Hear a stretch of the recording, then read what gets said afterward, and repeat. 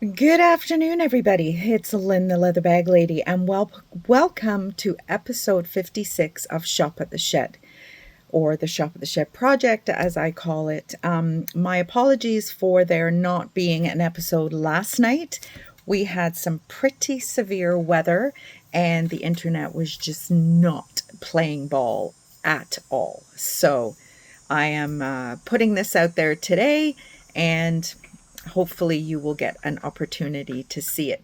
So a little bit of housekeeping to get out of the way before we start. As always, the bags are pre-loved. They're gently used. They are not brand new. I do my absolute best to bring you the best quality that I can find out there in the streets. You just never know what you're going to find. It's kind of the good and the bad of being a reseller. It is the thrill of the hunt, but then it is really disappointing when you don't find anything. But I am still drawing from a very large stockpile that has been in storage for years. So I am seeing bags, as I tell you, often these days that I have not laid my eyes on in over 3 years. So today's bags, there's a couple of nice ones. No returns, refunds, exchanges. You have an opportunity to see the bag here, and you also have an opportunity to see the bag on my website, leatherbag-lady.com, which is where you will go if you see anything that you like. If it is not there, 98% of the time it is sold. On occasion, I do forget to upload and all that kind of thing. I do forget to take the bags out of draft format and put them in active format. I have to do this whole thing in stages just because time, and I tend not to be able to do anything for any huge amount of time. I have a very short attention span, so I do things a little bit each day. So there we are. Shipping is not included. However, I do share the shipping with you. Shipping in Canada is extremely expensive, and I give you the opportunity to get a flat rate shipping fee, and then I pretty well am paying the same on my end as well. So hopefully, the shipping isn't too painful. If you do spend over $100, you do get free shipping. I will cover that shipping. So again, leatherbag-lady.com is where the bags are, and also quite a collection of bags that are still on my website from previous episodes of Shop at the Shed. I'm picking paint off my fingers at the moment. I will talk a little bit about that after we are done with showing you the bags. So let's get started. Oh, the first bag is, I don't really know the brand on this bag. It's really quite cute. It is a red and black kind of shoulder hobo style bag. I do believe JBES. When companies use fancy font, you can't read it. So I don't really know what that is. There's a better picture of it on the website, but the lining is absolutely beautiful. You have there's your branding, you have a zipper pocket, a compartment with zipper, and then you have a whole other compartment with a couple of leather edged slip pockets. So I'm going to say it's a really good kind of daily driver. A little bit of adjustment you can make on the strap. Yeah, just the lighting is really bad with it being so dark because the weather has been horrendous. So a little bit of brightening wouldn't go amiss. I can take care of that. But it is just a really nice kind of daily driver leather black bag, but with a little bit of a red accent. And there's even this little bit of red in between the pockets. Super cute, really nice. I think a nice purse charm or something would really elevate this bag. Not that I have one to add to it, but I'm just saying. So where am I going to put these? is. Maybe I'll put them here. Everything is so dusty. Okay, next bag is a brand that I don't come across very often. This is Rebecca Minkoff. Now, the pictures on my website, the bag looks brown. Again, the lighting is just really bad. But it is not brown. It is burgundy, leather, and suede. The gusset of the pockets or the compartments inside are in suede, and the back is leather. The strap is leather.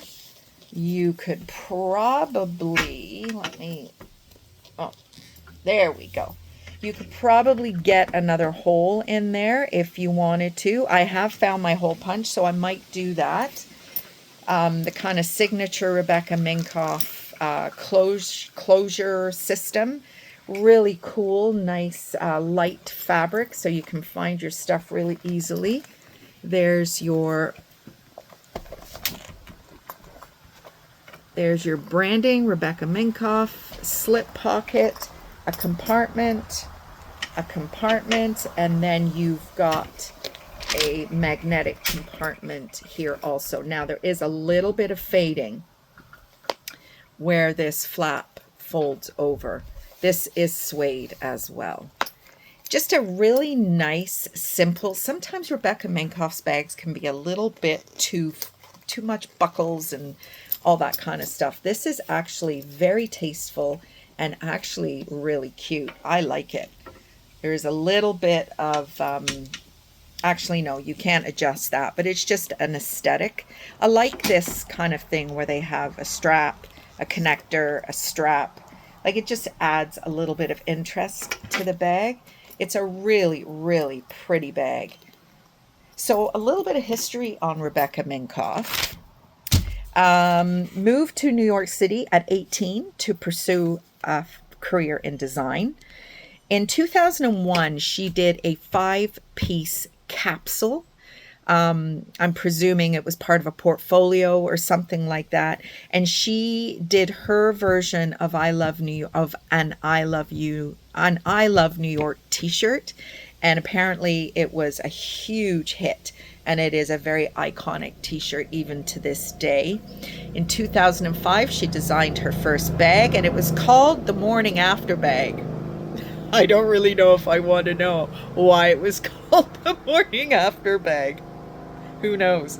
Maybe because it was a compartment for your knickers or something. I don't know. The walk of shame the morning after. Who knows? 2009, her first ready-to-wear line hit the stores. So she still is in control of her own company, I do believe, which is a little rare. Some of these kind of standalone designers tend to kind of sell to, bigger brands. But as far as I know, she is still dealing with her own personal brand. So not a huge fan personally of Rebecca Minkoff bags. Again, too much hardware, but I really, really like that one. And again, it is burgundy. The pictures on the website can't do much about the lighting, unfortunately. I mean, the sun has come out for a moment, which is why I'm taking the opportunity to do this video. But I'm not re-photographing. I've got way too much to do today, I'm afraid. So I'm hoping that, the visual of the bag here will give you a true expression of the color. So that is that. The next item is a Derek Alexander. Now, this is one of my favorite brands. This is just a very simple, smaller bag. Zip compartment on the back. Goes all the way to the bottom. Then you have, now is this, you know what? I can never tell. I think this is blue. I thought it was black. It's blue. So this is kind of his more formal line. You've got a slip pocket. You've got your branding, your key fob holder, which is always somewhere in his bags. Yes. And then in the front, you have a poppered section, which has 2 compartments in it.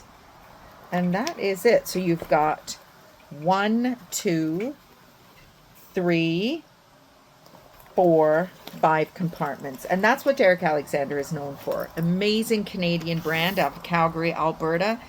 I love this type of adjustable strap because you can actually half the length of the strap. I always keep the straps on their longest length. And just a very nice, pretty bag. As I say to you all the time with these bags, go to the website. The prices are absolutely insane. So if you like Derek Alexander, then buy them from me because they are much less expensive. So that is bag number 3. Now, next, we're going to do, if I can reach it, we're going to do our small. Isn't this the cutest thing? So this is like a teal blue green, and then you've got a mock croc brown element. You have a pull string with a nice little wooden button on it. So you open it up and it opens very wide, almost like a medieval pouch. Back in the day when bags weren't even bags, homesteaders used to carry their seeds in these little pouches, and it would be attached to their belt because seeds were like gold back then. You couldn't feed your family if you didn't have seeds to plant. So they were kept on your person at all times. But this is a really cute little pouch, and it is made by a company called Diagonal. Now, Karen Gunna, who I have a really, really a lot of respect for, Toronto designer, she makes these kind of pouches as well. So I picked this up thinking it was actually hers, but it is not. It is a gentleman by the name of Daniel Pasland, who actually sells his goods in France and in Montreal, Quebec. So he has actually a store in Quebec, I do believe. So that is our small item today. Really super cute. And lastly is our pound bag. So this is a cream colored Kate Spade. It is quite a good size. There is a little bit of a mark right here you can see, and there's little blemishes kind of all over the bag. This, as I said, is our pound bag today. Nothing, the corners are good. I've done a little bit of work on the corners. The strap is not original to the bag. It was missing the strap, but I think this strap looks fantastic. The only thing is the hardware is a different color, and I try really hard not to do that, but I could not ignore how fantastic this strap looks because the edging is the same color as the bag. Now there is a lot of wear on the straps. There is no edge coat on the straps, which I love.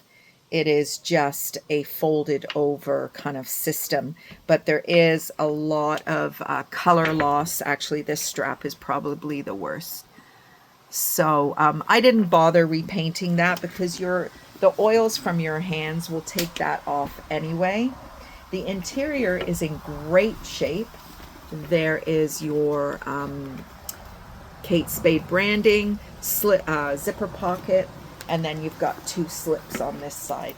But the interior is absolutely fabulous. The feet are there. The base is great. Just that one kind of stripe there.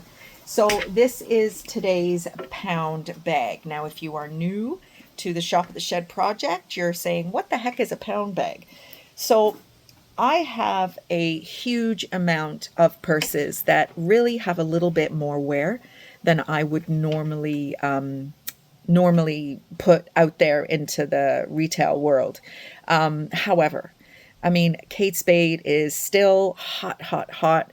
I've got a lot of fossils. I've got a lot of brands that are just still great brands, but there's just a little bit more wear. So you don't want to spend $300-400 on that Kate Spade bag? You don't have to. You can go to my website and it will be there for a much reduced cost because that's what the premise of the pound bags are. It gives a Actually, I have a new subscriber, Barb, who is just kind of dipping her toe into the bag world and is enjoying quite a few of my pound bags, which is kind of cool because if you kind of chop and change your stuff very frequently, so you use it for 3-4 months and pass it along. I'm sure you all have young ladies in your life that would appreciate an authentic brand name bag, but maybe it just has a little bit of extra damage. Chances are these young folks are going to leave it somewhere or put it on the ground in the rain or something like that. I mean, not all. I mean, my daughter looks after her stuff primo, but it's just a way to enjoy it for yourself a little bit and then pass it along. That is kind of the premise of the purse pound bags. So that is it for bags. Not quite ready to kind of go over some personal stuff with you in detail. But I think it's about time I share with you that unfortunately Pius and I are no longer together. I'm not going to go into it with any great detail, as I said, because I'll probably start crying. And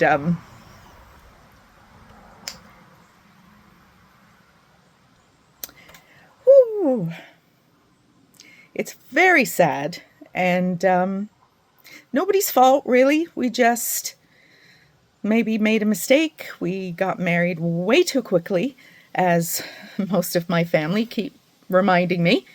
I lived on my own for 16 years before I moved in, or Pius moved in with me at my house. And I'm going to take a moment on another occasion to just talk about it, because as a woman in her 50s, I just didn't realize the magnitude of what getting married at this age was going to mean. And I mean, Pius is not a bad person. I am not a bad person. He lives his life a completely different way to me. Once all the fun is over, the trips and just the initial honeymoon stage of meeting somebody fantastic, because he is fantastic. But the reality of day-to-day living is just something that we could not connect with. And we've been having some troubles for quite a few months.